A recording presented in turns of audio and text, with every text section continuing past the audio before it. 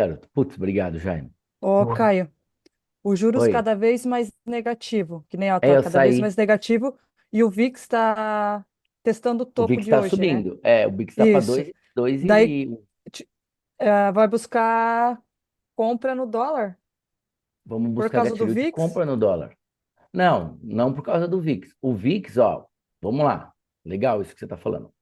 O Porque, tipo, VIX, ele daí eu fico demonstra... confusa, O porque daí eu não sei VIX... se eu busco uma venda ou uma compra por causa Não, ó, do... vamos fazer uma analogia bem legal. Tá. O VIX, ele fala da temperatura fora da sua casa. Então você está dentro da sua casa, acabou de acordar quentinha, sem meia, de Aham. tão quentinho que tá. Aí você olha na janela e fala: Nossa, olha, tá ventando, tá frio lá fora. Você não saiu da sua casa, entendeu? Dentro da sua casa tá quentinho, tá gostosinho. O VIX é a temperatura externa. O nosso juros é a nossa temperatura interna, entendeu?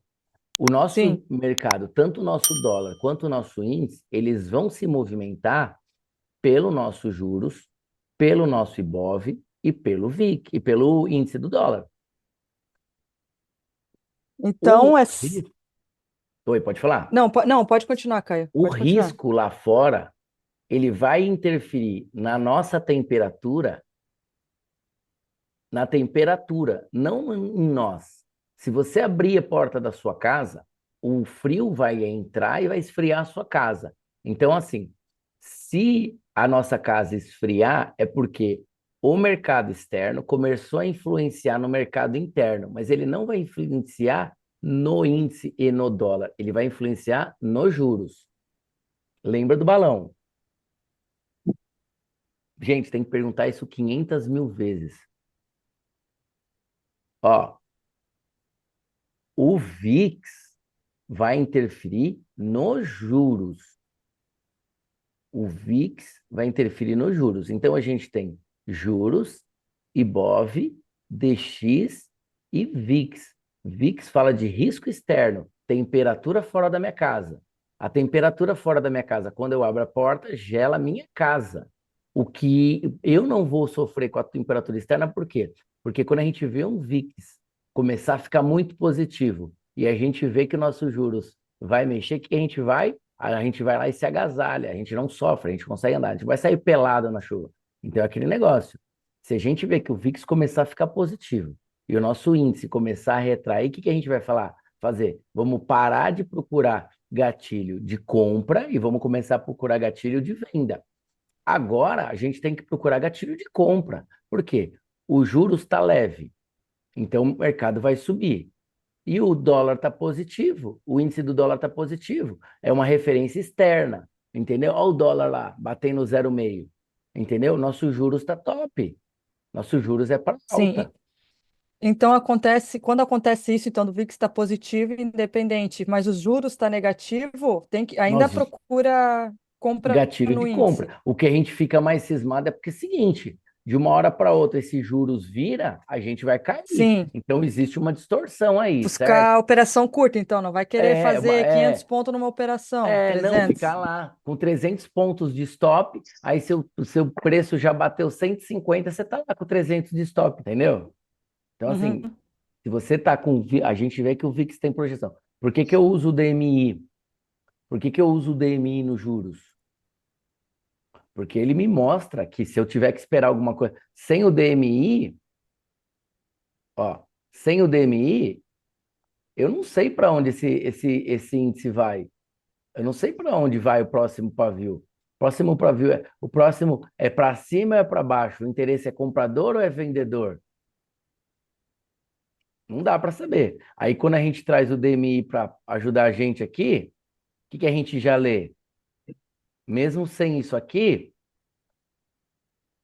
mesmo sem isso aqui, a gente já lê, ó, gente, existe força acima de 32 e o interesse é comprador. Então, o que a gente não vai esperar é uma super queda do VIX agora, entende? Gente, por que que não tem operação no índice, no 20Rs? Quem responde? Por que que não tem operação no índice, no 15Rs?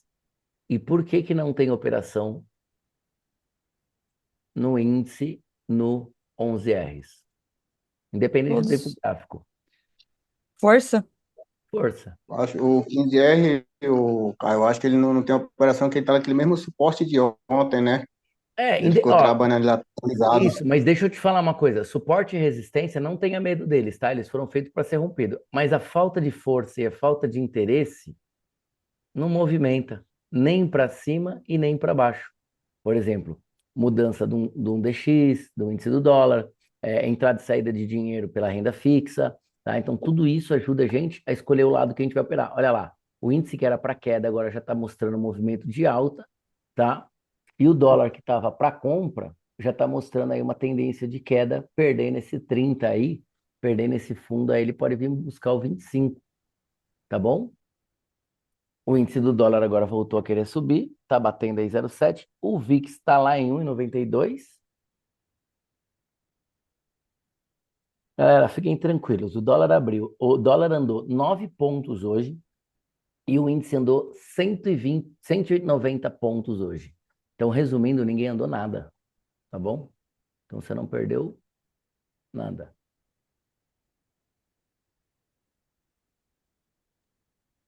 O México Você já tá está vendido 0,2. no índice, Caio? Estou vendido no índice, mas eu vou encerrar agora que vai bater no 500, no 550. Minha proteção já está lá no 500.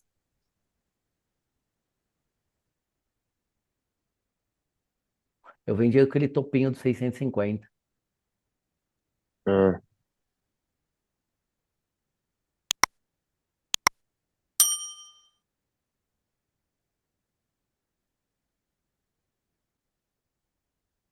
Ô, Caio, meu, o VIX tá 2,46. Não tá 2,27 o meu. Já subiu, né? Você viu que ele deu um gap aí? Sim, deu um gap grandão. Deu um gap. Não, ele teve um gap aí do 115,70 para o 115,80, do Ah, tá. 75 ali Tá. para 80. Depois do Renko Grande. Isso. E ó, vai subir mais, hein? Segura aí, galera. Não tem nada para fazer, não adianta ficar caçando história. A região de liquidez do dia anterior. Então eu pego a região de liquidez do dia anterior e eu abro aqui a cada 400 pontos. Então, se a gente abrir uma Fibonacci aqui, você vai ver onde está o suporte. Olha o suporte dele onde está. Tá vendo? Então, Uhum. pela variação, pela região de liquidez, por quê? Porque nós encerramos as nossas operações ontem. O mercado não encerrou. Então, tem muita gente com preço médio pela variação de liquidez. Então, pela variação de liquidez, o topo da sua venda aí pelos 600, perfeito. Ele não tinha força para romper esse topo, não tinha nem interesse comprador para romper esse topo. Ó, então não vai romper o topo. E ele também não está tendo interesse vendedor para romper o fundo da região de liquidez, os 50% da região de liquidez. Então, o que ele vai ficar? Ficar nesse sobe e desce, tendo em vista que ele andou o quê? 215 pontos com a gente. Ele caiu 0,39, ele caiu 40 pontos, 40%, e com a gente, ele deu 200 pontos de range. É muito pouco. Já demonstrou ao interesse vendedor da forma como ele abriu, com o tamanho do gap, com Não, o teste não, que ele fez? não. Não? O interesse, não. O gap, ele é um reflexo do mercado externo da madrugada. Sim. Acabou. Tá pago. A queda foi paga. A queda da abertura é o reflexo da madrugada. Pagou. E agora está um impasse entre o clima lá fora e o clima aqui dentro. Qual que é o clima lá fora? Peraí, deixa eu ver aqui. Qual que é o clima lá fora? Risco. Olha o clima lá fora. Da abertura do nosso mercado. Das 9 horas da manhã até agora. Olha o clima lá fora de risco. Olha o clima aqui dentro. Otimismo. Então, entre clima de medo e otimismo, o mercado ficou travado no range de abertura. Por que que eu falo que a nossa interpretação não é subjetiva? Porque nós temos os indicadores. Então, tem gente que não gosta de indicador, respeito isso. Mas olha só, olha que legal isso aqui. O volume price, ele é que nem um plaqueiro. Então, o mercado foi do 675 até o 450. A região que ele mais trabalhou aqui. Então, quer dizer, vamos lá, eu tenho um miolo aqui do 495 por 520. Daqui para cima eu tenho um movimento de alta. Toda vez que ele rompeu isso, o que que ele fez? Ele trabalhou para cima. Toda vez que ele perdeu essa região, ele tentou abrir fundo, certo? Aí eu venho pelo meu Superdom, que é onde está as minhas ordens lá para Iguada. Olha o suporte no 450. Tem 2.880 mais 1.900 compradores aqui. O que esses compradores estão fazendo aqui? Querendo empurrar o mercado para cima? Não. Eles estão aqui dando liquidez toda vez que o preço desce, para que o preço não rompa esse fundo. Então imagina o seguinte, aqui seria a porta do castelo e os meus vendedores estão tentando agredir o fundo que é a compra. Por que que o fundo é a compra? Porque o comprador, ele agride para cima, porém ele faz um suporte embaixo. Então olha os compradores aqui, ó, fazendo suporte para não perder o fundo e tentando agredir, ó. Só que a agressão compradora é menor que a vendedora. Então, o que está acontecendo? O preço agride bem profundo. Então, o que os compradores fazem? Reforçam o fundo para não perder o fundo. Por que que eles não reforçam o fundo? Porque o juros está barato, entendeu? Se esse juros positivar, esse mercado despenca. Esses caras aqui saem tudo daqui. Olha como que está o interesse. Sem interesse, você não gera força. Então o mercado fica nesse sobe, não desce, sobe, não desce. E aí eu tenho divergência. LTA, movimento de alta, LTB, movimento de venda. Falta de interesse e interesse comprador. Então, assim, para trocar a polaridade de vendedor para comprador, está muito próximo. Então, o que que eu prefiro fazer agora? Não tomar partido. Entendeu? Olha quantos inside bar estão saindo aqui. Entendeu? Então, eu penso que o indicador ele é fenomenal nesse sentido. Olha que indicador bacana, o Diogo. Olha que indicador bacana. Ele fala que não tem força, ó. Isso aqui é uma escala de força. A força ela vem do interesse. Se não tem vento suficiente, minha usina eólica não vira. Por quê? Porque eu tenho o peso da minha pá.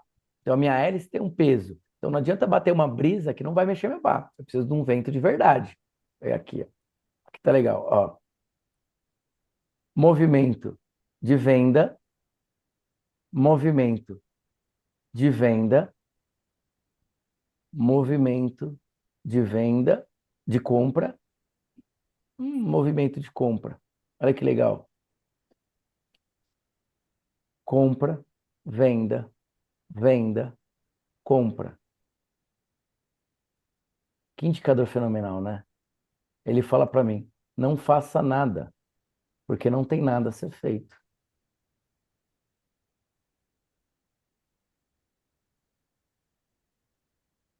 Quem gosta de operar isso aqui?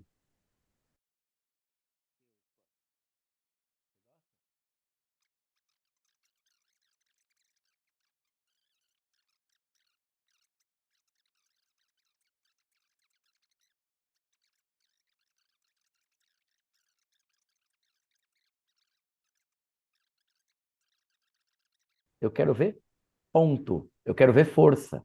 Eu opero com força. Olha que venda linda aqui, ó.